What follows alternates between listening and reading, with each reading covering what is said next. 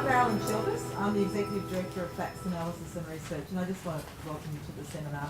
I don't have any official role today except to say welcome and to introduce our esteemed Chair, Kate Alexander. And my team have given me some lovely things to say about her, so you know who you're dealing with. Kate's the Executive Director Office of the Senior Practitioner for the New South Wales Department of Family and Community Services. I knew that bit.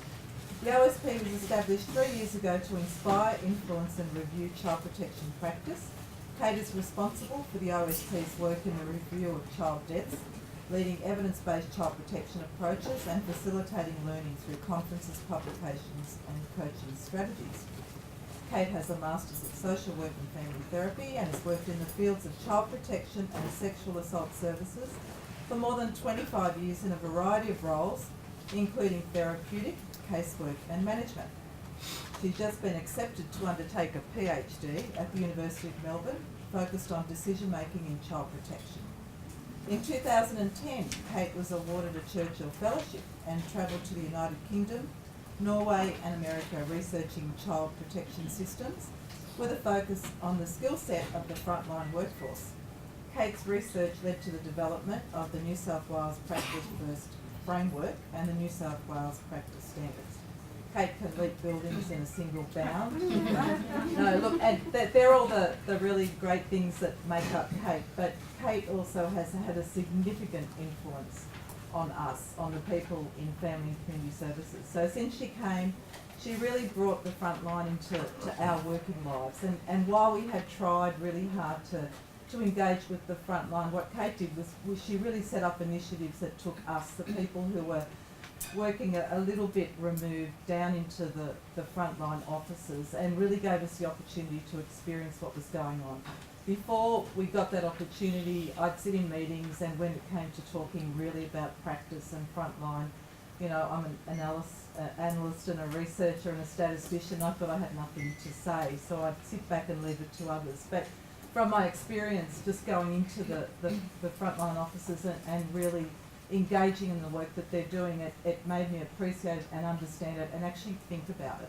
And so since then, I've really, really changed in the way I work, the way I think about it, and the way I think about the people that we actually work for. So that's really the biggest influence for me. And so we're really, really lucky to have her chairing it for us today. So thank you for chairing, and on with the show. So good morning everyone. As you heard, my name's Kate Alexander and I'm the Senior Practitioner. I'm dropping the Executive Director title from my name with the permission of our boss, because we decided that we like Senior Practitioner as a stronger title, which is really about practice, more about practice and families and children and less about a bureaucratic label. So that's my new title. I would like to extend a warm welcome to all our invited presenters, panel members, staff from Family and Community Services and the non-government sector, our Aboriginal colleagues and guests joining us today. I'd like to acknowledge the Wongal people, who are the traditional custodians of this land, and pay my respect to elders both past and present. In a few moments I'll be inviting Uncle Alan Madden to perform the Welcome to Country. You cannot work for this department or indeed child protection anywhere in this country and not be deeply affected by the history of our stolen generation. Yet our Aboriginal families and our colleagues bring such resilience and such hope and humour to this work and have taught us so much. So on behalf of the OSP, I really want to extend my gratitude to our Aboriginal colleagues who are here today and across this department for all they have taught us and continue to teach us about practice and working with families. I would also especially like to welcome Fiona Skelton for travelling from Canberra to be with us today. Finally, I acknowledge all of those who have participated in FACS-supported research, especially those who are part of the 3 projects presented today, whether directly or via the use of their data, as without them, there is, of course, no research to support policy and practice. I will now hand over to Uncle Alan Madden of the Metropolitan Local Aboriginal Land Council to do the Welcome to Country. Thank you, Uncle Alan.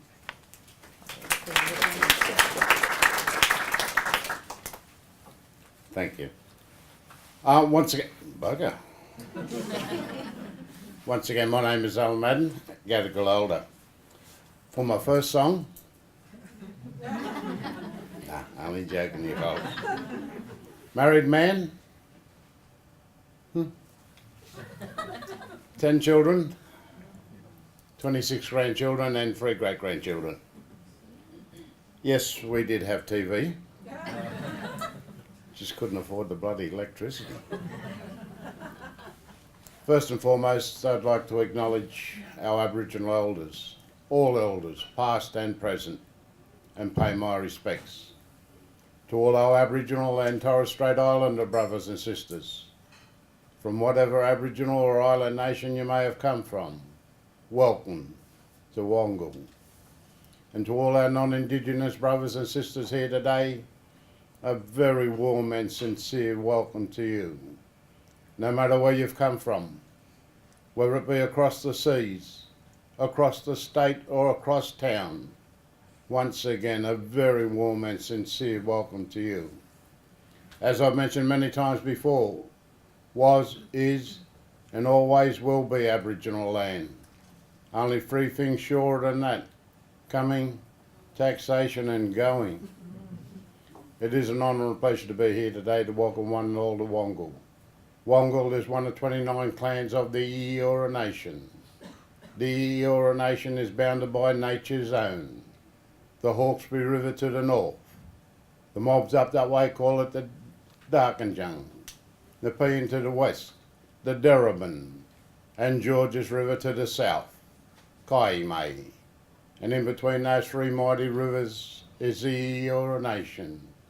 And in that nation there are 29 clans. And the clan's land we're on today is Wongal. On behalf of members of the Metropolitan Local Aboriginal Land Council and of the Wongal mob, once again a very warm and sincere welcome to you. There's an old saying out there, and I think it's very appropriate for you mob here today. You fellas heard it 1,000 times before. They say where there's a will, there's relatives. So once again, on behalf of Land Council and of the Wongal mob, welcome, welcome, welcome. Thank you.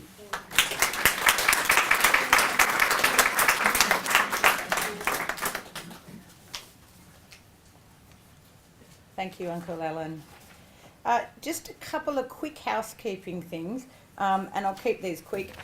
Just the first one about the phones, your phones. Can you please switch them to silent, just so we don't have any interruptions?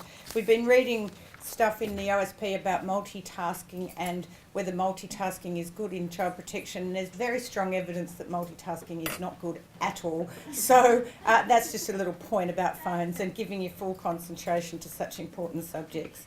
Today's session will be filmed up here. Don't worry back in your seats, but we will be filming it. It will be edited, and it's important to know that because we will load it up on the FACS website later so you can access it. If you didn't get a chance to register as you came in the door, please make sure you do so. It's important because we will then email you and let you know when we've uploaded the information. Toilets are just outside there to the right, and you'll notice that when you sat down, you had an evaluation form. When you get a chance, if you wouldn't mind filling them out, they're just really important for us so that we can hold further events and make sure we do them as well as possible. Okay, so to a bit more of an interesting subject, the FACS External Research Program. Just to give you a quick overview, as some of you will know, Family and Community Services has an external research program. It was established 17 years ago that currently supports more than 20 projects with additional ones in the planning stage.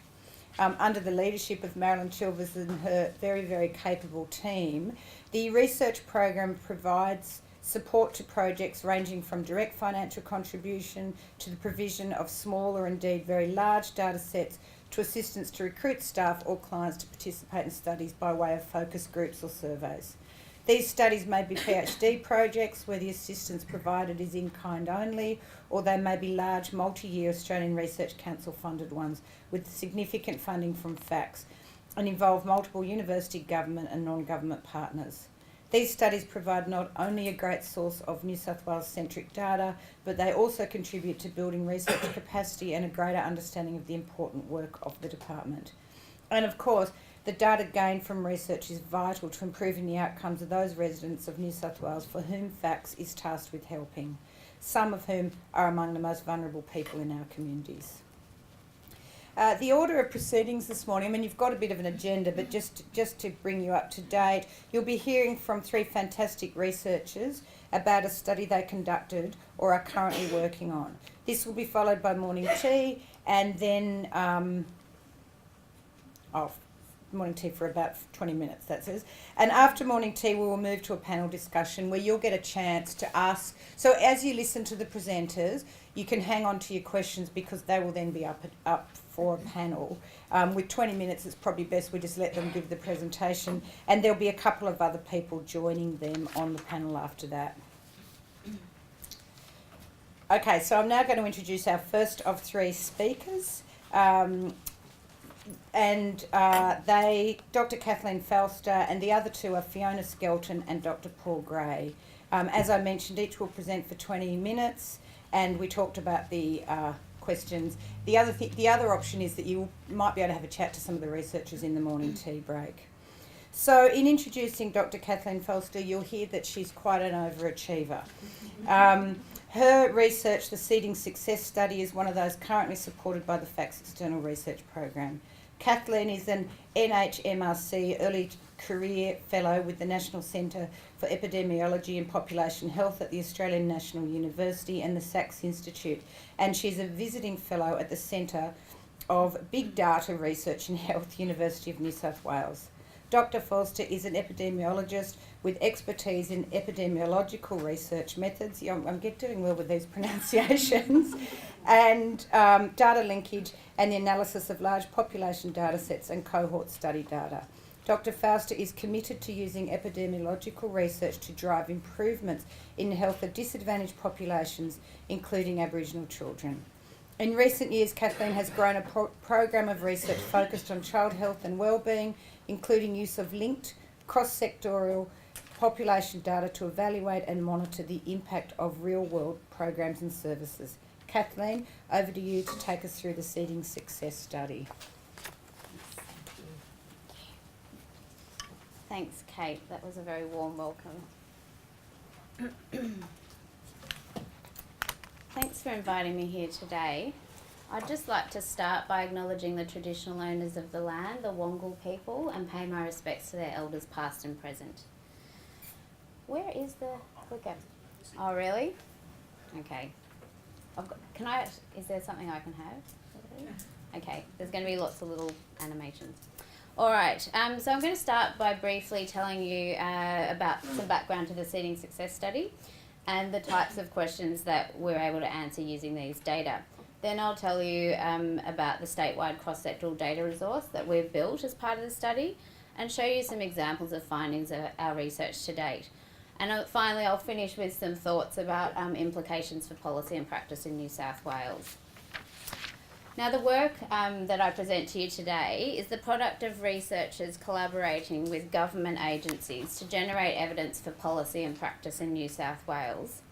It's involved a large team of collaborators, including researchers nationally and internationally, and policy colleagues in New South Wales, including FACS, New South Wales Health and Department of Education, but also increasingly interest from Commonwealth agencies as well. And importantly, community engagement throughout the entire process of the research. Our primary mechanism for community engagement with a statewide population level study like this is to have a study reference group, and we worked with the Aboriginal Health and Medical Research Council to identify appropriate members, including themselves, to oversee the directions of the research, the interpretations, findings, and then importantly the dissemination of results. So just now, moving on to a little bit of history of the study. In 2013, our research team was awarded funding from the National Health and Medical Research Council to establish the Seeding Success Study. And this study set out to identify factors that promote positive health, development and wellbeing in Aboriginal children in New South Wales. Now, the research that we've been pursuing the last few years has been focused on Aboriginal children and early life inequalities, but importantly, through this process, we have built a statewide cross-sectoral data resource that involves all children who started school in 2 years in New South Wales, 2009 and 12, and has information on multiple dimensions of disadvantage. And as such, there's a really wide range of questions that we now have the potential to answer with this incredibly invaluable resource. Now, the initial study and its funding are in its final year right now, but we have this resource and we are currently in conversation with various agencies about using it in an ongoing fashion to answer questions like what early life characteristics promote positive early childhood development and health and wellbeing, and on the flip side, negative outcomes as well. How do child outcomes vary across geographic areas? How can we better predict children that are at risk of various adverse outcomes? And how could this better inform targeted early intervention? What sort of pathways do children and families follow through systems, health, community services, education? And can we use these sort of joined up data to evaluate what programs work and importantly also what doesn't? Okay, so a little bit about the resource itself. For the NH and MRC funded Seeding Success study, the primary outcome that we proposed for that work was child development at age 5. And this was measured from the Australian Early Development Census, which some of you might be familiar with. It measures 5 domains of child wellbeing: physical health and wellbeing, social competence, emotional maturity, language and cognitive skills, and communication skills and general knowledge. And this census was started in 2009 and has been conducted every 3 years since. So the population that's included in the data resource at present includes all those children who started school in 2009 and 12, linked back to their perinatal and birth registration records in New South Wales. And then this has allowed us to follow a virtually complete population of children from birth to school age, and in total that's over 166,000 children. We've also linked to data from other government agencies during the early childhood period, and I'll show you a bit more about that in a moment. We've also linked some parent data in, so some health data from prior to the children's birth, and at school age we've linked in information from their school enrolment records about parent education and occupation status, which is really important because it gives us some family level socioeconomic information that isn't available in most population level data sets. So what's currently in the resource? We now have 10 linked data sources and permission to link to more, and the opportunities to link to many more in the future. But essentially we've got this 2009 school starter cohort and 2012 school starter cohort, and down the bottom it shows the period of data that this covers from 2000 through to 2013. Basically the children records start at the blue boxes, which is the birth records, the birth registrations and the perinatal. Then we get things like hospitalisations, emergency department visits, community health services contacts, mental health, ambulatory care contacts, and then they hit school, and that's where we get the AEDC and the school enrolment data. And then in the orange and pink boxes at the top is some of the data on the parents prior to the child's birth. Now, of relevance to this seminar, I wanted to mention how we identified children as Aboriginal or not in the data resource. So as many of you probably are aware, Aboriginal people are often under-enumerated in population data sources for a range of reasons. And enumeration can be improved through linkage of multiple data sources. To optimise identification of Aboriginal children in this study, we have used an algorithm that takes information from any of the 3 records pertaining to the child's birth, as well as their school age record, because all children have these data available. And this table just shows what information relates to the child's Aboriginal status, so their birth record in the hospital and their school record. The mother, it's all about their birth records, and the other parent, which is mostly fathers, is taken from the birth registration. So when we apply the algorithm that gives us optimal identification, we get almost 10,500 Aboriginal children in these 2 school starter cohorts, and that's about 6% of the kids. If you only use a single data source or a couple of data sources, you get 5% and under in each one. It depends very much on the data source that you use. So this is quite a big number of kids to follow. Okay, so I'm going to just show you an example of some work that I think really nicely illustrates the power of big data to highlight in great detail the relationships between early life factors of children and families and their outcomes. The question that we set out to answer in this was, how does a mother's age at childbirth relate to the child's development outcomes at age 5, and was this similar in Aboriginal children and non-Aboriginal children? So as a little bit of background to the relevance of this question, we know that in Australia from perinatal data that Indigenous children are more likely to be born to young mums. There's 1 in 5 born to teen mums than non-Aboriginal children. And we also know from several large-scale data studies internationally that there's this very well-established U-shaped association between a mother's age at childbirth and the child's perinatal outcomes. So things like preterm birth, small for gestational age. And what that means is that the highest risk is in the youngest mums and also in the older mums.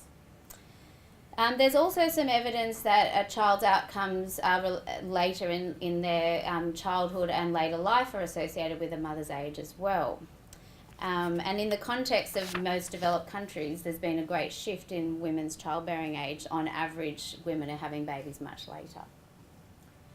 Now, mother's age is a really appealing marker of which kids might be funneled into intervention programs or not, because it's a really easily measured thing. Mother's age is available in the clinical setting, it's available on administrative data, and there's quite a lot of programs around for teen mums internationally. There's a lot written on this. So what we wanted to do was explore in detail, in a way that has not been, able to be done without joining up population level data, to really illustrate what this relationship looks like by every year of age, instead of the broad groupings that have been mostly looked at to date. So what I'm going to show you first is the distribution of births by the mother's age at childbirth for non-Aboriginal kids, and on average these kids are born to mums who are about 30 years of age.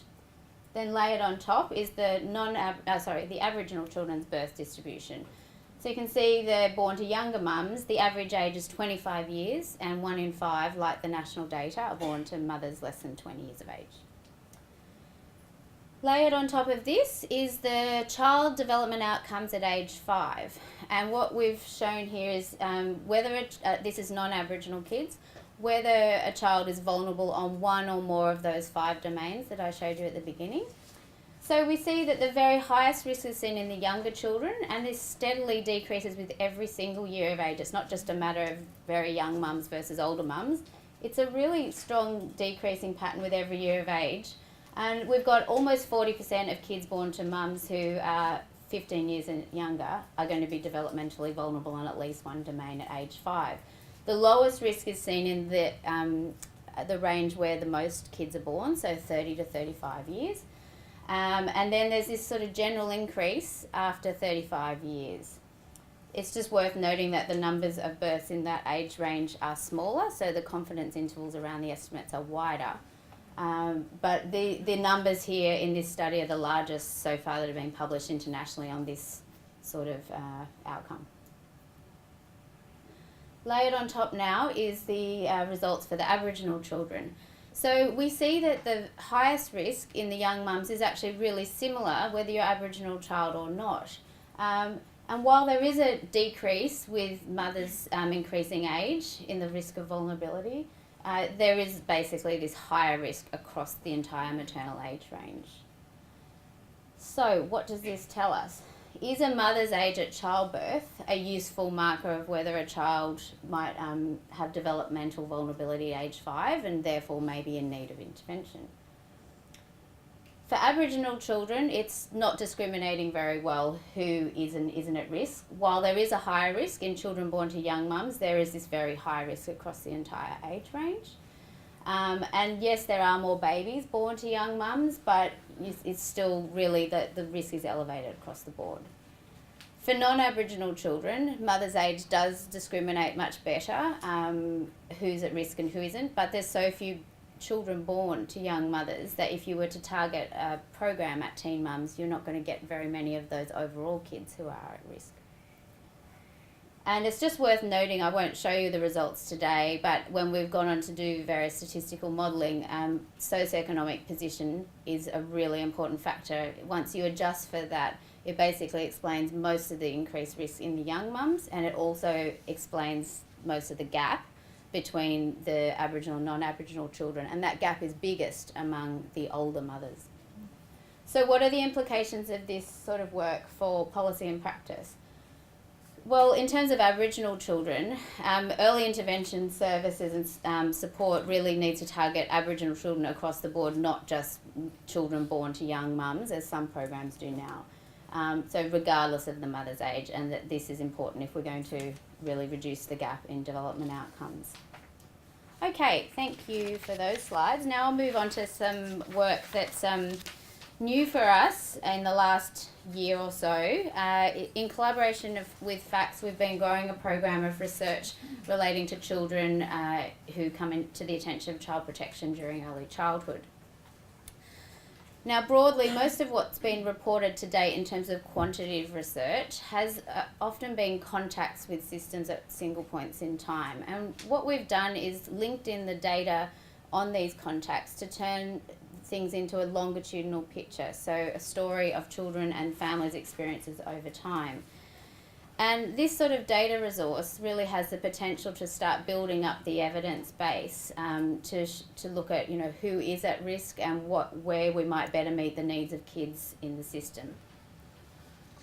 So by linking in the child protection data to the birth and the school age data sets that I mentioned earlier, we see that of the 166,278 kids in the 2 school starter cohorts that we follow, almost 27,000 of these children will ever be reported at risk of significant harm during the time before they start school.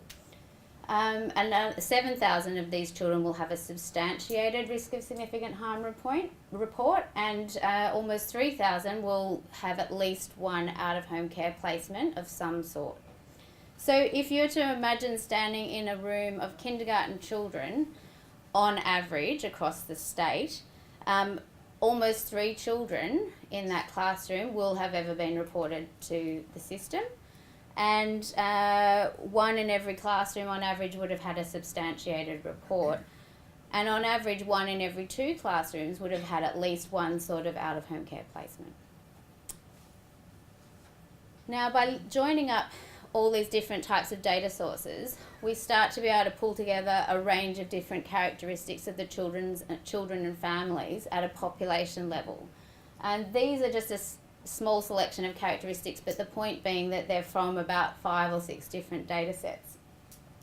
So in the red bars are children that have had at least one ROSH report during their early childhood years, and in the green are children that never had any ROSH or out-of-home care placements. And at the top we can see that there's very disproportionate representation of Aboriginal children. If you've had a ROSH, you're also more likely to have been born to a single mother, a teen mother, a mother who smoked during her pregnancy, a mother who lived in a disadvantaged area, the most disadvantaged according to the CFA index. You're less likely to have attended preschool in the year before you started school, and you're more likely to have medically diagnosed special needs by the time you start school, and that's taken from the Australian Early Development Census data. Importantly, almost 20% of kids who ever had a ROSH are Aboriginal, and we know from the census data that only 5% of the general population of kids 0 to 5 are Aboriginal. So this is very disproportionate representation. Now, the analyses we're working on at the moment are all quite early stage, and so I'm not in a position to share a lot of data yet on this, other than to say we are in the process of working closely with FACS and other arms of the policy agency, and also our community reference group, who provide very important real-world interpretation. So we've got members on the reference group who actually are part of the Brighter Futures service delivery network. We've also got people from other early childhood maternal and health services as well. And so when we produce these data, we go back to our reference group and we show them what we're seeing, and get them to tell us, do they think this matches up with what they're seeing on the ground. Just one example of a question we are looking at the moment. We're looking at what are the patterns of emergency department presentations and hospitalisations for children who come to the attention of child protection during early childhood versus those who don't. This sort of information is really interesting because it's starting to get at, could we start to identify these children earlier if we joined up routinely collected data and that was available to frontline workers. I'll show you that one slide from this at the moment. Now, in the red boxes are results for kids who had at least one WASH report, and there's the ED visits up the top and the hospitalisations down the bottom. And in between are the results for the general population of kids. In summary, the green sections of the bars are no presentations during early childhood to the ED or hospital, and then as the red gets darker and brighter, it's increasing frequency. So in summary, what we see is that kids who have a WASH report, they're a bit more likely to present at least once to the ED or the hospital during early childhood. But the really important difference is the frequency of admissions. So kids who have had a WASH report are touching those systems more frequently. And the reasons they're hitting those systems are actually similar, but again, the frequency is higher. So respiratory conditions, infections and injury are the main reasons for kids presenting, but just much more often. So in terms of, this work is under development, and we are also doing the analyses specifically on Aboriginal children, and I look forward to showing those results at a later date. But I guess the main thing we're really trying to get at in terms of policy and practice is, could joined up routinely collected data at the point of care help workers identify children earlier? So if you were to imagine you're an emergency department triage nurse or the doctor in the setting, and you don't just see the child and family in front of you, you also have some information about the fact that this child presented to 3 other emergency departments in the last year, and 2 of those were for injuries to the head. And, in the year before that, they had a whole lot of untreated respiratory infections. So that sort of information might really start to shift your thinking on whether this child is at risk of harm or not.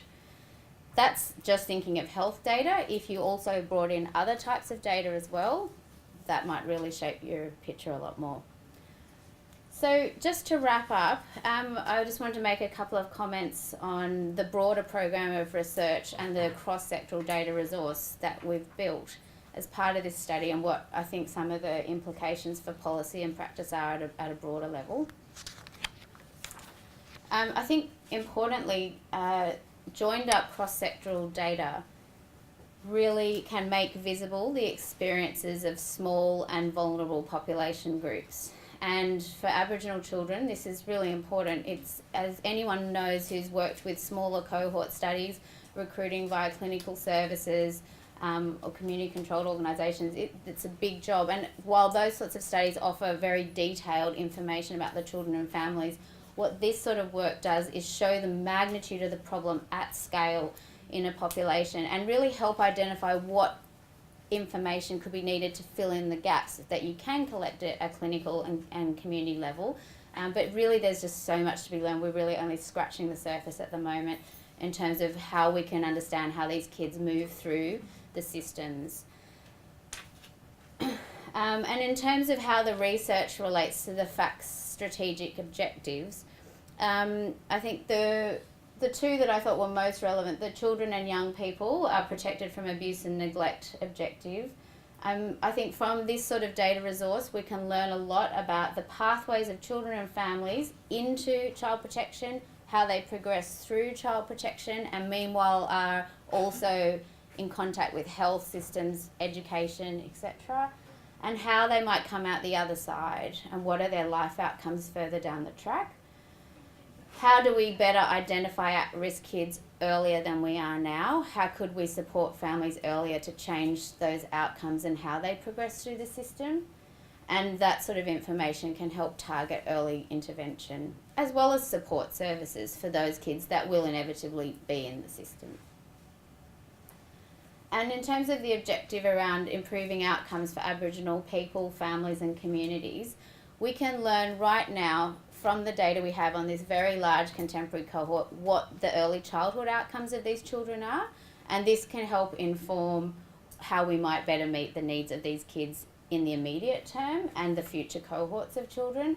But we can also follow them over time by linking to later outcomes of these children and learn more about how that goes. And then the final one is, I think, the really big blue sky picture is about learning what works and what doesn't work. And this sort of cross-sectoral data resource, we have a few trial projects embedded within it around evaluation of programs, and some really interesting learnings emerging from that work. But this sort of data resource, if it's upscaled and follows populations over time, is incredibly powerful resource for learning and adapting systems so that we can refine our programs, refine our policies and target our reforms to get better outcomes for these kids. Thank you. I'd just like to acknowledge this work. I'm one person here today, but this is a very large collaboration of people. The work is led by our team at the University of New South Wales. It's been funded by a quite large NH and MRC grant for this period. But yeah, it's involved a lot of government agencies, data linkage centres, data custodians. It's a big endeavour. Very happy to talk to you about it more, and if you have interest in using the resource or being involved in any way, let us know.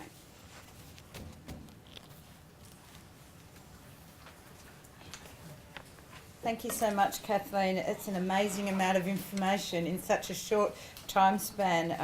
I'm sure you'll agree with me. I felt really relieved and grateful that today's session's being filmed, because there's just so much in those slides that is relevant to all of our work. Great question. Michael, will copies of the slides be... Yes, there you go. Excellent. Thank you. I would now like to introduce our second speaker, Fiona Skelton. Fiona is the Assistant Director of Footprints in Time, the longitudinal study of Indigenous children, research and methods section at the National Centre for Longitudinal Data, Department of Social Services, Canberra. Fiona has worked on Footprints in Time since its initial funding in 2003, including community consultations, study design, trials in the Torres Strait, quantitative and qualitative pilots and interviewer training. She currently manages the study's content development and analyses the data in the National Centre for Longitudinal Data at the Department of Social Services. Fiona has 3 fabulous children, a Bachelor of Social Science from the University of New England and a Master of Social Research from the Australian National University, another overachiever here. I would like to thank Fiona for travelling to Ashfield from Canberra to be with us for this morning's presentation.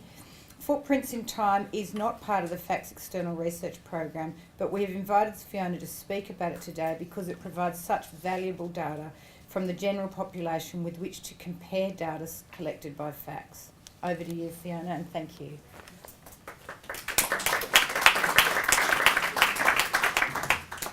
Hi everyone. I feel like a bit of a fraud because I'm not really a researcher, I'm a public servant. Yeah, so leave it at that. Let's straight on to this one. So I acknowledge the Wongal peoples of the Eora Nation. I come up from Ngambri in Ngunnawal country today, where my kids were born. Well, at least 2 of them. The other one was born in Fiji, which is a different set of Indigenous people. And I grew up in Ku-ring-gai, so it was nice researching, because when I grew up I didn't know anything about the Aboriginal people and the lands that I lived on. So we're starting to learn a lot more, which is really good. I'm going to go really quickly through a whole lot of background and research and all sorts of different bits, and hopefully spark your enthusiasm, and then you'll find out a whole lot more and ask me lots of questions, and it'll all be really good. So if I talk too fast, or just tell me to slow down or something. I get carried away because I'm very excited about what I do. So very, very quickly, I'll just go through what is Footprints in Time, who's involved, where are we, our methods, selected findings, and then how you can apply for the data or use the data or get more information. So we're an Australian government longitudinal cohort study. We have ongoing funding. Anybody who saw the budget stuff last night, we didn't get a mention, but we did get some more money so that we can continue to do not just the longitudinal study of Indigenous children, but the longitudinal study of Australian children, the HILDA study, which is household income labour dynamics, that's the economists one, study, and the Building a New Life in Australia, which is the longitudinal study of humanitarian migrants.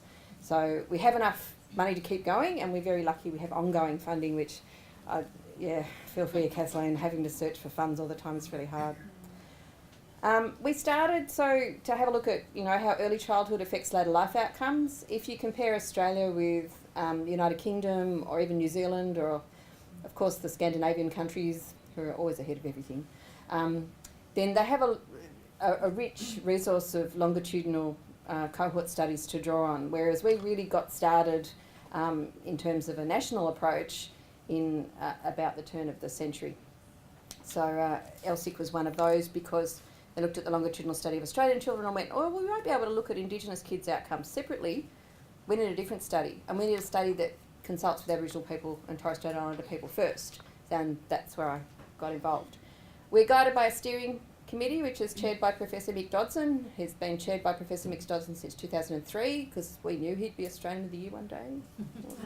No, we didn't, but yeah. Managed in DSS, unlike the other studies that we fund, this one we've got internally, and we employ our own Indigenous interviewers, because at the time that we started, we couldn't employ a company or an agency like Australian Bureau of Statistics and guarantee that we would have Aboriginal and Torres Strait Islander interviewers, and we thought that was a really important thing to do. And so you can see sort of briefly a picture of some of our interviewers down there. Some of them are people who work in our main office as well, but also get out and do interviews. And they even let me do pilot interviews even though I'm not Indigenous. You have to be Indigenous normally, but they say if you're going to design the questions and you do a really bad job of it, you can go and ask them. And then if you stuff it up, then you'll know. And of course that happens, and of course we work on it until you get it better. Okay. The key research questions which we worked on with our steering committee and design group. What do Aboriginal kids and Torres Strait Islander kids need to have the best start in life to grow up strong? What helps them stay strong or get more healthier, more positive, more strong? You're seeing a theme here, aren't you? How are Aboriginal and Torres Strait Islander kids raised? And what's the importance of family and extended family and community in the early years of life? And how can services and other types of support make a difference to the lives of Aboriginal and Torres Strait kids? What are our methods? Well, we started with community engagement in each site. I even came to Sydney a million years ago. Did anyone? No, there's no one here who was there at that consultation. Good, because all the mistakes I made you won't remember. One of the big feedback things that we got from a lot of the people we consulted with early on was, can we please have a positive focus? We only hear the bad stories all the time. There are some really good things happening with Aboriginal and Torres Strait kids. Tell us about it. So we have a commitment to that. It doesn't mean we don't always get the good stories. We do hear the bad side as well, because that's what government often want to focus on, but we try and focus on the positive. A commitment to feedback. So we do provide feedback to the families and communities, and we try and write reports as well. And we've got publicly available data. You can apply for it, you can get it, you can have a look at it. And we're getting more and more. I think we've got up to about 300 data users now over the various waves, and more Aboriginal and Torres Strait Islander researchers, which is fantastic. We have an annual quantitative data collection, so the interviewers go out to families, interview in the home, and collect information about a range of things. So questions will change when it's relevant to their age. There's not much point asking kids about school when they're not there, but once they get to school, we ask a lot of questions about it. This year in the field, we're asking kids about their experiences of racism. They're 12 and 13-year-olds. Next year, we're asking them about their developing senses of identity. So there's some really exciting stuff that's coming through. And a lot of those questions were developed with design advisory group from people like Associate Professor Gawain Bodkin-Andrews at UTS, and some really wonderful people who generously give their time and effort to try and make sure that we do the right thing. And we link data as well. So we've linked to NAPLAN scores and to MySchool data in the latest release. You probably want to use it. Next, thanks. Where did we find the kids? There's no list that says I'm an Aboriginal person or a Torres Strait Islander person that anyone can go to and go, oh yeah, that's an Aboriginal Torres Strait Islander person. So we use Medicare and Centrelink lists right in the beginning, Australian Government Department, that helps. Just because someone's been identified or is identified on a list does not mean when you knock on the door that you've actually got an Aboriginal person there. But if you've got an Aboriginal person knocking on the door and going, hey, do you want to be a part of this? Then you're much more likely to have that person say, well, yeah, I want to be part of it. And yes, I am Aboriginal. So we tried to make sure we had Indigenous people right from the start. So in the beginning, we had more than 1,670 parents and carers, that's usually mums, of babies and 4-year-olds. That's 2008. And thanks to our fabulous interviewers, we still have more than 1,230 interviews with families each year.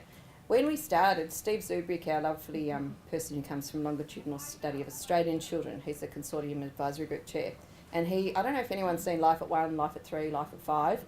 He's the one with the American accent. When Trump got in, he said, no, I'm not American, I've been in Australia for a very long time. Anyway, he's the one who said, it won't work. I've just done the WA Aboriginal Child Health Survey. I can tell you're not going to be able to get out there and get people back again. You've got a population that's got far too many things to do and are far too stressed to be interested in doing interviews. But I think because we've got Aboriginal and Torres Strait Islander interviewers, and because we're talking about kids and what makes a difference for kids in the long term, we've kept people involved because they want a voice to government, and this is one way. Okay. Not all of our parents are Indigenous, of course, because we might be interviewing mum, but it's dad who's the Indigenous parent. So back in wave 1, we had 75% of the parents Aboriginal, 4% Aboriginal Torres Strait, 7% Torres Strait Islander, and 15% who are not Indigenous. All the kids, of course, are Indigenous or have been identified by at least one parent as being Indigenous. 40%, or just over, are in the lowest decile for socio-economic disadvantage. So they tend to live in areas where the people around them have got lower educations, unemployment, lower incomes. That's what the CIFA scale kind of measures. 27% of the parents speak an Indigenous language. I just dropped a few stats in here so you can kind of get a picture of what sample we're talking about.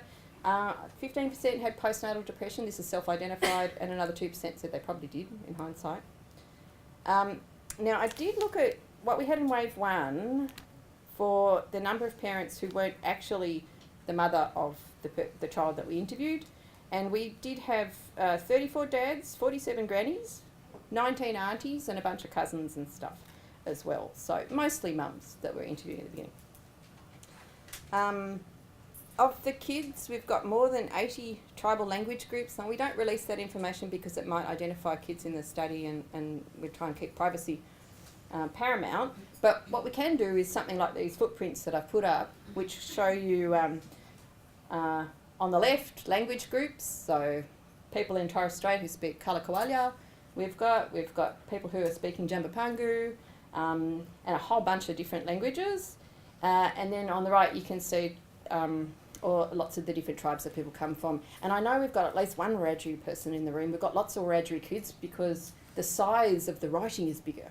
So that means there's more, it's the way that little graphic thing works. We've got lots of Yorta Yorta people and Kamilaroi and Aranda people across Australia, and it's a rich and beautiful thing, which is great. Okay. This is a really quick slide. Next one. All right. One of the things we collect is life events, major life events that happen to families each year, and they can be good things like having a baby in the family, a new one, and they can be not so good things like being mugged, robbed or assaulted. And this is just a very quick comparison of how let's have a look at the ones that they collect in the longitudinal study of Australian children and the ones we collect in the longitudinal study of Indigenous children that are close enough. We haven't included humbugging here because it doesn't really match with any of the LSAC items. All right, now let's have a look at the next slide. You all read that really quickly. Don't worry about it. It's not that important. And look at the number of life events that kids in LSAC and LSIC experience. So I haven't got my coloured version here, but LSAC's the yellow So you can see the bars are a lot lower, and the ochre or the orange colour is the LSIC kids. So they're in families who are experiencing a lot more major life events. That's really all you need to know about this slide, but if you just click again, you can see moved house comes up a bit more often for the LSAC kids, but I think that's because they did it over a 2-year period and ours was 1 year, whereas everything else is 12 months. And if you look at death outside the household, so the family's impacted by somebody else dying, it's huge. And I think it's easy to forget that families are coping with heaps and heaps of stress. Well, maybe you don't, because you're a bit at the coalface, some of you, but for other people, I don't think it's as present. Anyway, next slide. This one is trying to show you what happens if you look over a 4-year period. So using that longitudinal data, we've gone back every year, and LSAC, they go back every second year, but I'm only looking at the previous 12 months for each of the data sets. And when the kids are aged, actually this is over the 4 waves, it's not the ages that count, but how many times are their families experiencing more than 3 life events in one wave? And for the LSAC children, more than 70% have never, in 4 waves, had more than 3 major life events that they're dealing with. But when you look at the LSIC kids, 36% have never had that, but 32% have had at least 1. 18% have had at least 2, and so the major life events just keep coming at them. So what does that mean? Let's go to the next slide. Major life events affect things like social emotional difficulties. So difficulties you don't want. This is poorer outcomes for the kids. So you can see the more major life events that you have, the worse your difficulty scores for the kids. And the trajectories are about the same kind of steepness for LSAC kids and for LSIC kids. Now you'll notice that LSAC kids are in the ochre bars or the gold bars. They're higher on the SDQ difficulty scores right from the start. But don't forget, they've had 5 years already of a cumulative higher stress load than the LSAC kids have had. So yeah, just something to think about. This next one, and I should acknowledge a lot of that work was done by Deborah Kakawa, who works in our area. Oh, she's working on building a new life in Australia at the moment, but we borrow her whenever we can. Deborah did some work looking at the LSAC kids and the LSIC kids using traditional measures of disadvantage, unemployment in the household, single parents, that kind of thing. The usual people that we in DSS pick on. And said, okay, well, do the kids who are in jobless households have worse outcomes? Have they got more difficulties? Now you can see the stars for the LSAC kids on the left, and just about all of these things. Being in a disadvantaged area, in a jobless household, single parent, the kids have higher difficulty scores. They're not doing so well. But if you look at the LSIC kids, being in a sole parent household doesn't make a difference. Being in an unemployed, jobless household doesn't make a difference to your difficulty scores. Financial stress of the household does make a difference. And if your primary carer is in poor health, that makes a difference. So sometimes when we're targeting all these things going, oh, you know, we're really worried about unemployment or really worried about sole parents, well, they're not necessarily the things that kids in Aboriginal families we should really be concerned about. Okay, next slide. So now let's focus on the positives. Oh, sorry. Oh, God, I'm going to have to talk really fast. Okay. What helps reduce difficulties? So this slide is showing you some of the things that are related when you do a multivariate model for wave 3, when the kids were 3 and 6 years old. What are the kinds of things that are associated with fewer difficulties? So if the parent has strong relationships. So if they do have good partners and good relationships, then their kids are doing better. If the parent has good mental health is very protective. It helps the kids do well. Fewer major life events, so that's the only one we've got that's increasing the difficulties in here. If the parent's well educated, if they have, as the kids get older, and of course girls are doing better because girls do better when they're that age. If the study child's in good health, and if they're living in an advantaged area. So there's lots of different things that contribute to having better difficulty scores, which is good. Okay, next one. This is an extract from a piece that Tom Karma did in the conversation last year, and all it really shows you is if you're experiencing discrimination or racism, then your kids are getting worse difficulty scores. Not really surprising, but you can see it in the data. Next slide. Katie Thurber from ANU has done a lot of work with the data looking at physical health outcomes, obesity and so on. This is one of the things that struck me. What I hadn't realised is that while most people probably know that smoking is associated with reduced birth weight for babies, probably a lot of people don't know that smoking while you're pregnant tends to lead to obesity for the kids later on. So I thought, chuck that one up. And confess that I did smoke with my third child, and you can all hate me for that. There you go. My Rachel confessed this at school. She said, "Oh, my mother smoked while she was pregnant with me," and they went, "I thought she was a nice person." So there, I'm not a nice person. Okay, Katie's latest work has been looking at the trajectories for obesity, and the trajectories for the kids are quite steep in ages 3 to 9. So normal kids with normal BMIs at her baseline, 30% of them later on had in 3 years got into the obesity or overweight category. So that's an issue. Next one, nurse home visits. This is a wonderful thing about longitudinal data. You can look back at nurse home visits later on and go, is it related to anything that might be good for kids? Now, I have to stress this is not causal. So having a nurse home visit does not mean that you've got better scores on strengths and difficulties, or that your pro-social scores are better, or that your literacy scores are better, your vocabulary is higher.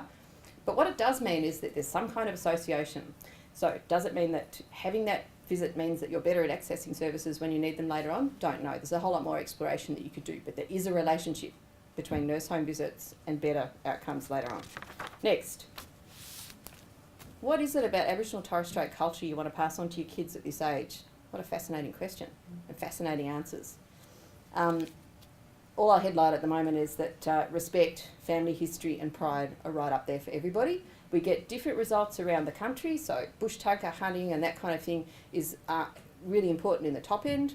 Not so much in Sydney and Adelaide and Brisbane, our urban areas, but we still get, pride, respect, family history all the way along. Next one. We do have on our website, thank you very much, Michael, you've been great, some of the site feedback sheets we give to families where we just compare, okay, of all the kids who are living in this area, how are you going compared on a few selected things compared to all the kids who are living in the rest of our L6 sites. So this one is showing you Western Sydney, what happens to kids after school compared to everybody else who's in LSIC. Because it's not a representative study, we can't talk about this applies to all Aboriginal kids, it's just all the kids who are in the study itself. So you can see the differences there for some of the things. There's fewer of the kids in Western Sydney who are going straight home after school, and a lot of them going to the shops. Is this an urban thing? All right, next. Just thinking about some of the challenges we've had in terms of getting the study off the ground and keeping it going. The cultural and linguistic diversity within the sample is huge. So I'm trying to design questions that, in consultation with the steering committee and a whole bunch of other people that Gallowinky elders say, well, it doesn't translate, you can't do that, and then people in Brisbane say, well, don't ask me that, you're talking down to me. And you go, well, I've got to try and do it across. And all credit to our interviewers, they explain, we're covering the country, it doesn't always work, and we try and work together to get some alternative wording that does work. But sometimes the questions sound a bit weird, particularly if we have standardised scales like the Strengths and Difficulties Questionnaire, the SDQ that I was talking about before, which was developed by Robert Goodman in the UK. And Robert Goodman's answer categories are certainly true, somewhat true, and not true, and he won't let you change them. Yes, sometimes no would be much better options. They work in Australia, but no, Robert Goodman says no. Can't be done. So you have to use the scale and you just have to work with it. So what do? We build relationships as much as we possibly can. We employ those Indigenous interviewers. We stress the interview is voluntary. So we say, no, if you don't want to answer any questions, you don't have to. And if you don't want to do it this way, we'll get back to you next year. Ooh, have I run out of time completely? Sorry. We provide don't know and refused options for everyone, for everything. And when we ask people why you stay in the study, and Maggie Walter from University of Tasmania has done some nice analysis about this, a lot of people stress we want a voice back to government that says what's going to make it better for Aboriginal families, and this is one way we can do it. Other people say, look, this is showcasing Aboriginal diversity. Some people say, I want my child's picture in the calendar next year, and if you don't get it done, then I'm not coming back. But also there's the people who say, look, it gives me a chance to reflect for half an hour on this child, because I'm usually running to try and keep up with everything I've got to do. But it's great to have an interview and just focus on that child for an hour. All right, find out more, thank you. Find out more about LSIC. Because we're in what's now called the National Centre for Longitudinal Data with those other studies I was talking about, and I did put some information up the back, but you might have missed it. You can go onto the website and you can have a look at LSIC specifically, but you can also sign up to the source and get our newsletters and things. And I have to absolutely plug the book. Maggie Walter, who you see there, Karen Martin, Terry Dunbar and Gawain Bodkin-Andrews are imminently about to release a book, 13 chapters by Aboriginal and Torres Strait Islander lead authors about LSIC data from their points of view. So Maggie's written about families, Professor Ian Anderson has written about health and education. There's a whole bunch, and it's coming any minute now. It's so exciting. And you can find out about licenses and data and accessing all the rest of it there. Done.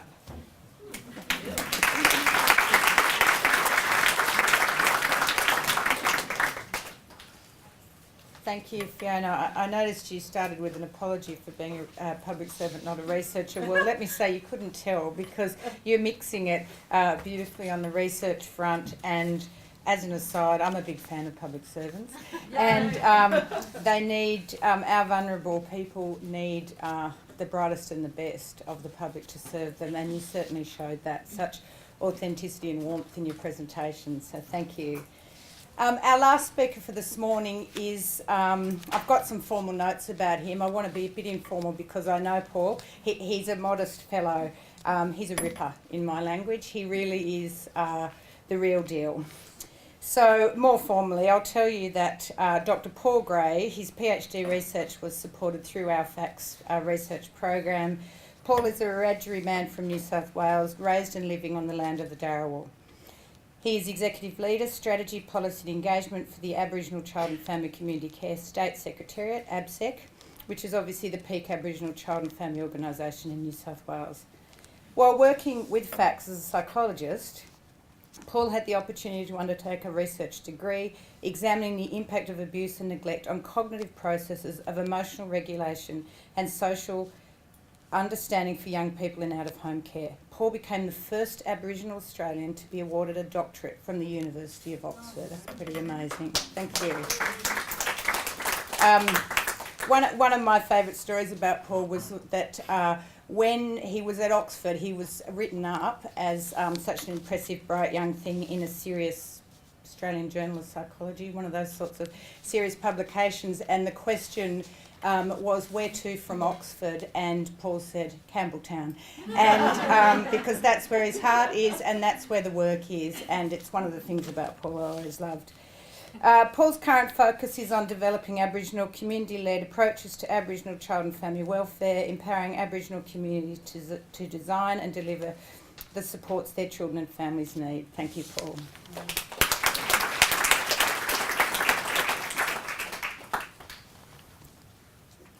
Thank you, Kate. And I'm sorry, just bear with me. I have a ringing in my ear all morning, so I have no feedback through my right ear. So apologies if my volume is all over the shop. Yuradu marang, yuandu Paul, Wiradjuri Gabia. Ngadu banagu galabara iora main galang. Wangu bu main galang. Ngangu nurumbanga, nginangan giri duranya gay, mangangu. So it's just an acknowledgement of the Wangal people of the Eora Nation in my language, Wiradjuri. Apologies for the pronunciation. My family hasn't spoken Wiradjuri for some generations, but we're trying to get it back.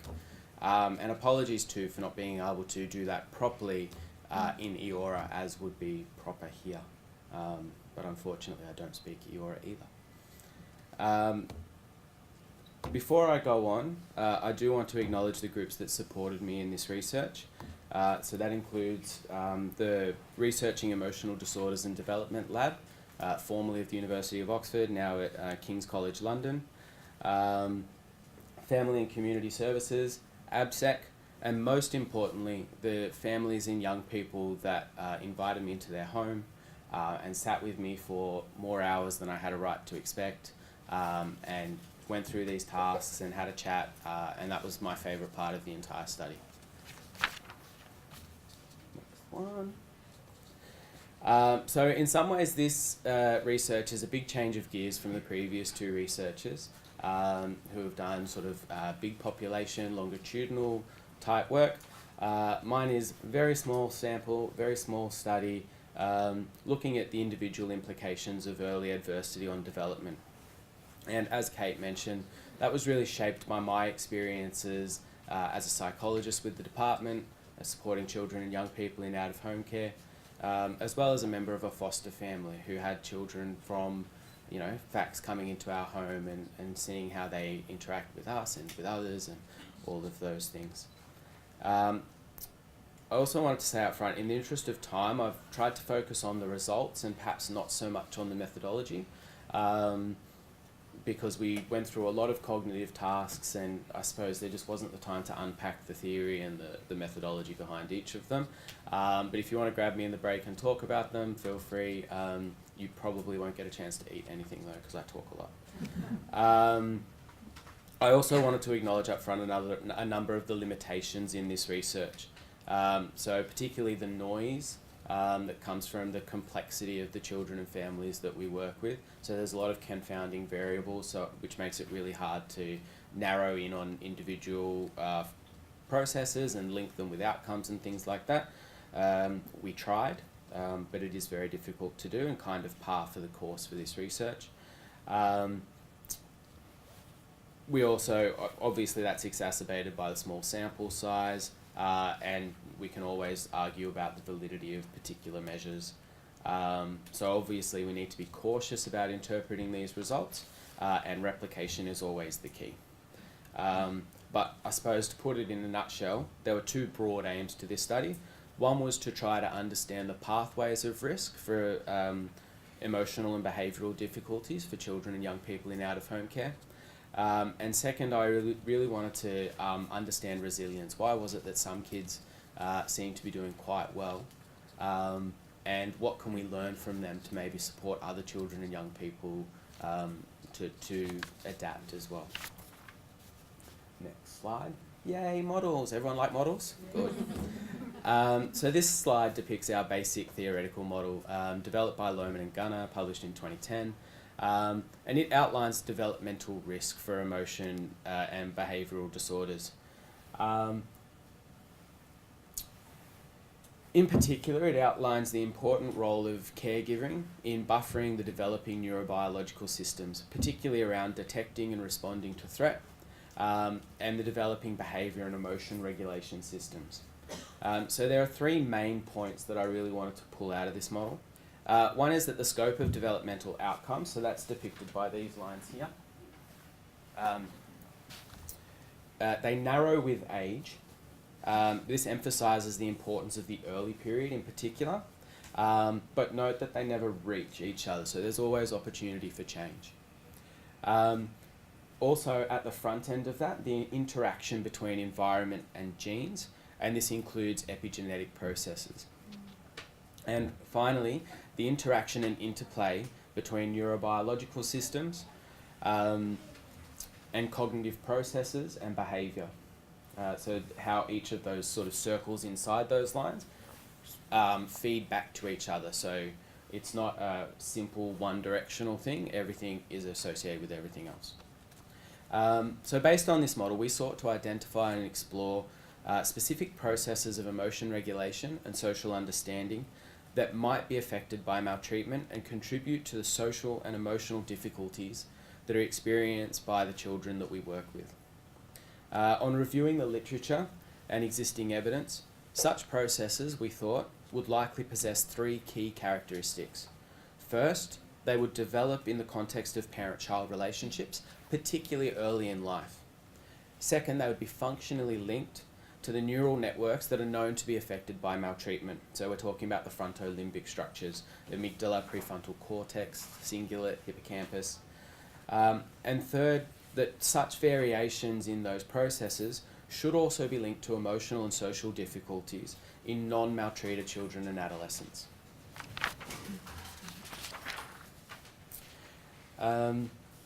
So if our brain is using the developmental period to calibrate itself to the environment, how might our experiences of violence or neglect impact on those systems?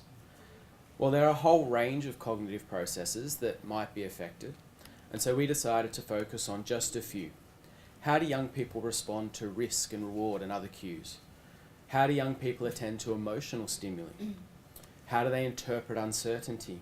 How do they recognize emotions, understand the perspective of others, and how do we engage socially with our peers? Now, we wanted to take a lot of this research and put it in the adolescent age group, 12 to 17-year-olds. A lot of research is focused on young children, but given how important emotion regulation and social understanding are to our social worlds, and how important the social world is to adolescents, where we're orienting away from our parents a little bit and more into our social space with our peers, how do those processes impact on children and young people in that period of time? And so while many of these studies try to examine maltreated against non-maltreated kids, and we certainly did that for reasons of statistical power, wouldn't we also expect some differences within this group? So that children who are exposed to violence or physical abuse might differ in very significant ways from children whose experiences of neglect or the absence of those serve and return relationships. So if our experience of the world is one of danger, we might become particularly aware of signs of risk or safety. We might do okay with understanding the internal mental states of others, but we might enact more antisocial strategies in dealing with others.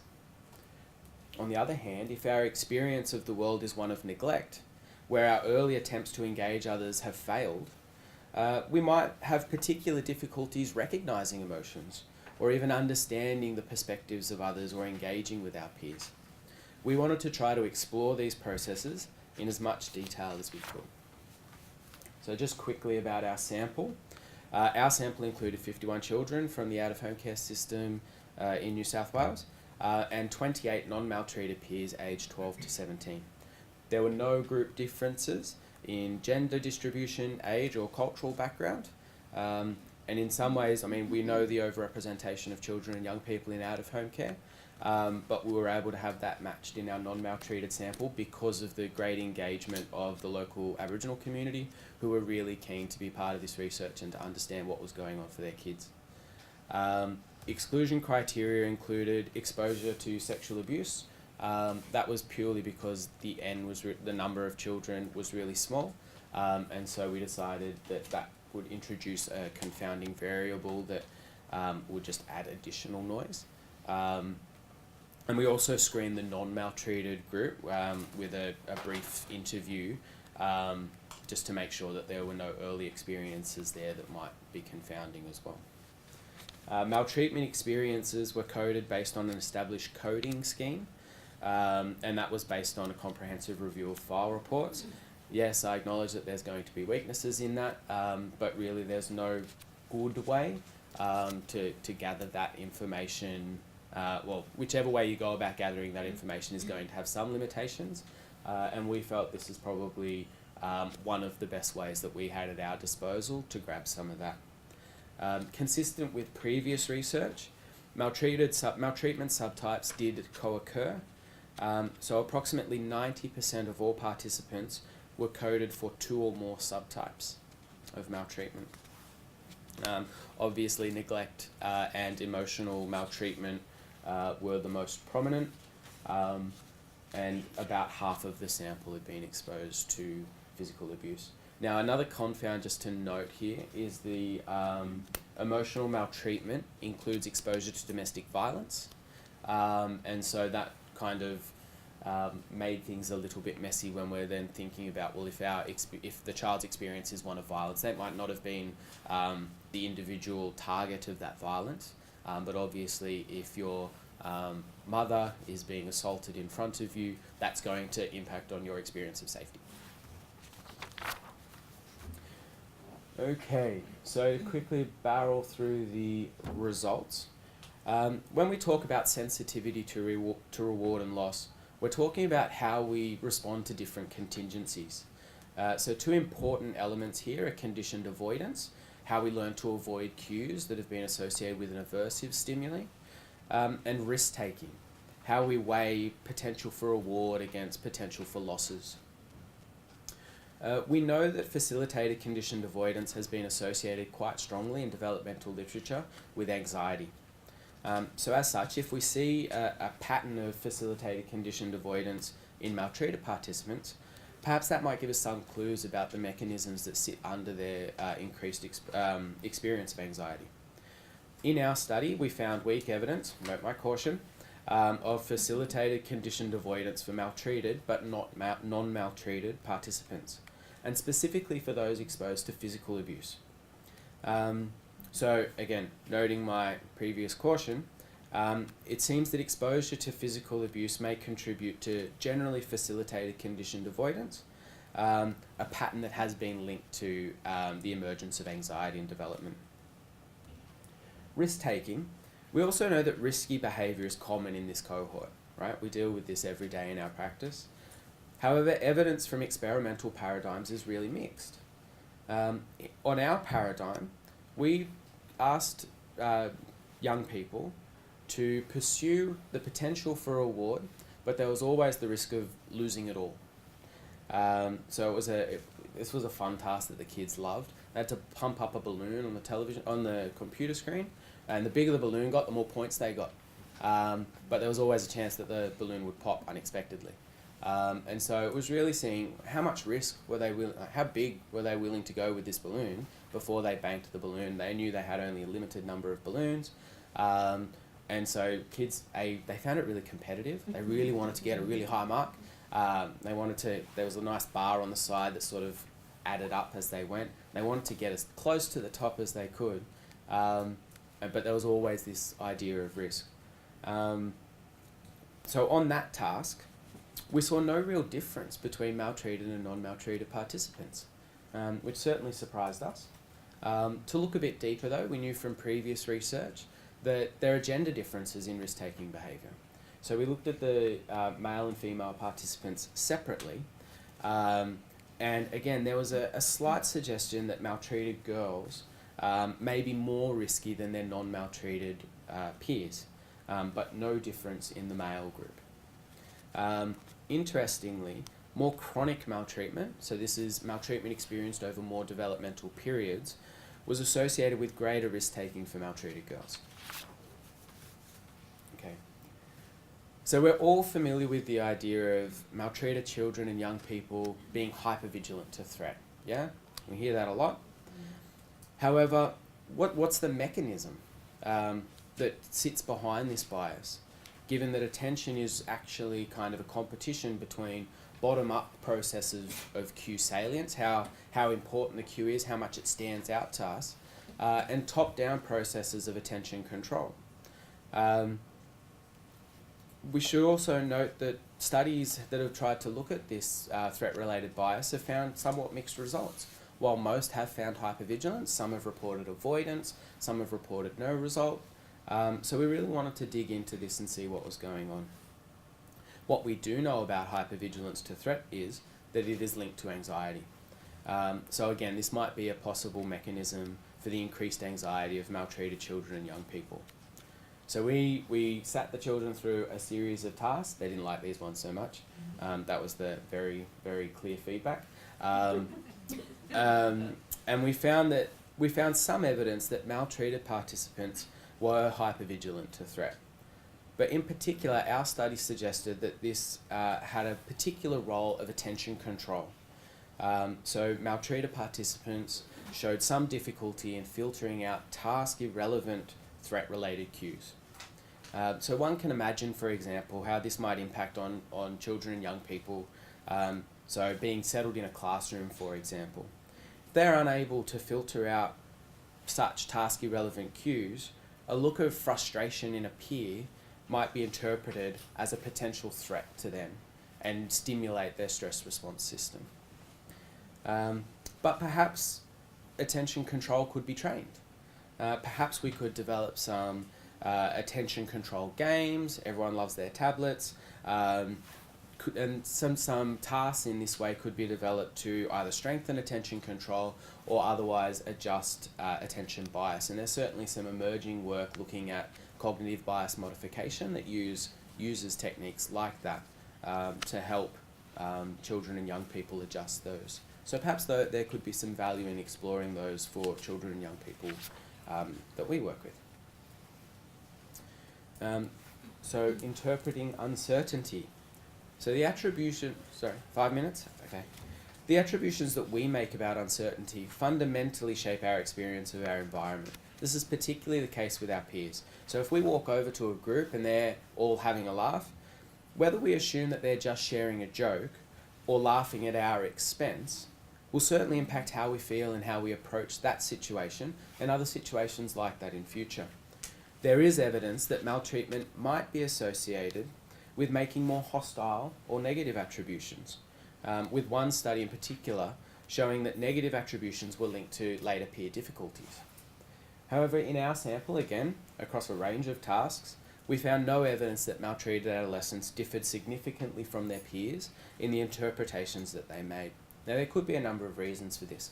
One, our young people were much older, and secondly, they had also, on average, been in relatively stable out-of-home care placements for some time.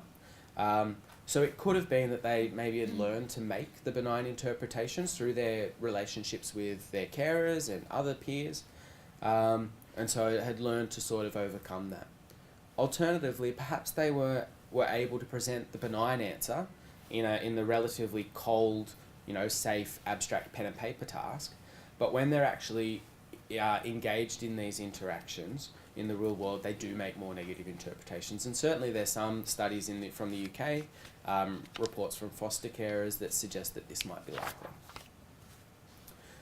So understanding others' emotions and perspectives. So I won't go through, obviously, how important it is to recognise emotions and the perspectives of others, and how important this is for our social world. What we found is that there was some weak evidence of maltreated participants showing difficulty interpreting emotion, and also in understanding the internal perspectives of others.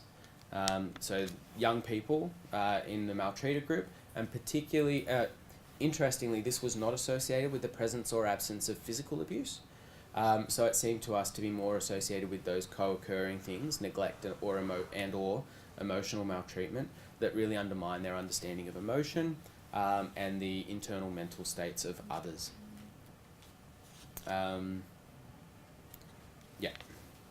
Again, so this might again be a point of intervention. Previous research has suggested that this skill emerges over development, and through coaching, that's sort of geared in our serve and return relationship. So perhaps we could train carers to explicitly coach this in children and young people. And finally, prosocial behaviour. This was another one that the kids loved. How we engage with others is central to our social world, and research tells us that children and young people in out-of-home care struggle with. So previous research has suggested, for example, that maltreated children are more likely to be bullied, are more likely to also be bullies, and they tend to enact fewer prosocial interactions with their peers. Our study, we found that maltreated adolescents tended to respond in less prosocial ways in the presence of cues of peer distress. And again, this was associated not with physical abuse so much, but with neglect or emotional maltreatment. We weren't able to pull those apart. And in hindsight, I really wish that I'd followed this study up with an interview study of the kids to really understand how they made their decisions in the game that they were playing, because that would have really shone a light on what was the background and the thinking in that. So something for a future study. So implications for this. This study examined cognitive processes in adolescents, hoping to understand risk for emotional and social difficulties, and perhaps to identify some candidates for intervention.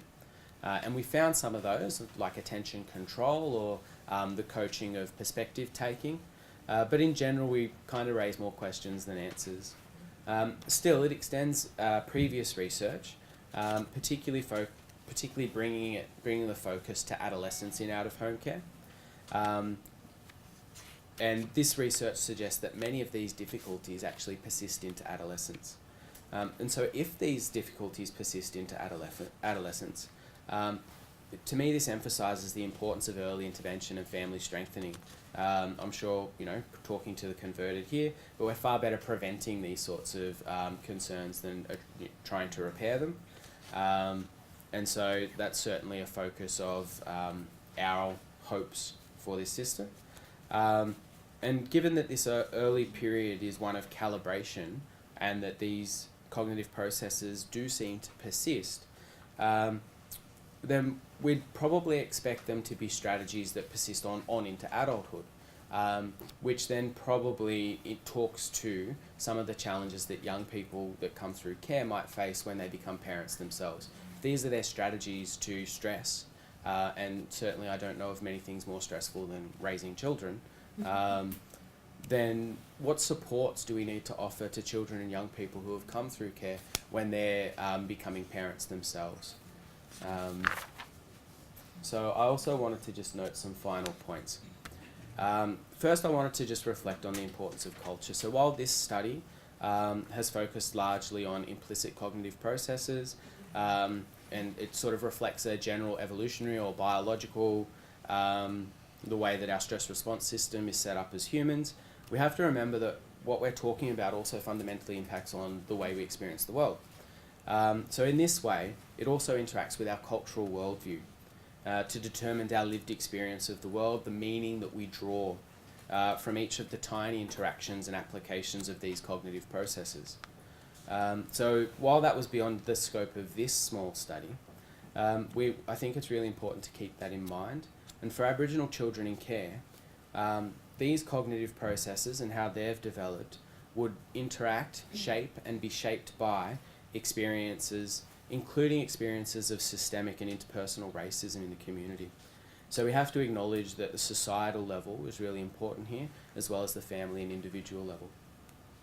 I also wanted to comment on the importance of practice-informed research, just quickly, and the need for stronger links and better opportunities for practitioners to examine these issues, to improve our understanding and the outcomes of the children that we work with. For me, I think we have an obligation to investigate and gain an ever greater understanding of what's happening for the children and young people that we work with. And I was certainly really honoured and privileged to be able to have that opportunity to take some time away from my psych role and go and do that work. And I think it would be really good if we could look at how we could expand that structurally, because I certainly know that we have many very talented, experienced and knowledgeable practitioners out there who could really make a great contribution in that way. And I think in particular there is a need for that to be more Aboriginal-led and community-based research for our children. And finally, I also wanted to just acknowledge the amazing resilience of the children and young people that I saw. So although on average maltreated children, and we use the SDQ, concerns noted, and on our study, on average, maltreated children were rated as having greater difficulties across all of the domains. But when we actually look at the individual children and the standardised cut-off scores, up to 39% of the maltreated sample could be considered resilient. And that's me using a pretty stringent definition of what resilience is. So that was children that on the Australian standardised cut-offs fell in the normal range. So not the at-risk range, the normal range. 39% of our maltreated sample fell in that range. And for me, this really reminds us of the need to see the individual children behind aggregated statistics and to hold hope for the children that are in our care, fostering their aspirations and supporting them to fulfil their potential. And I think that's the best place to finish.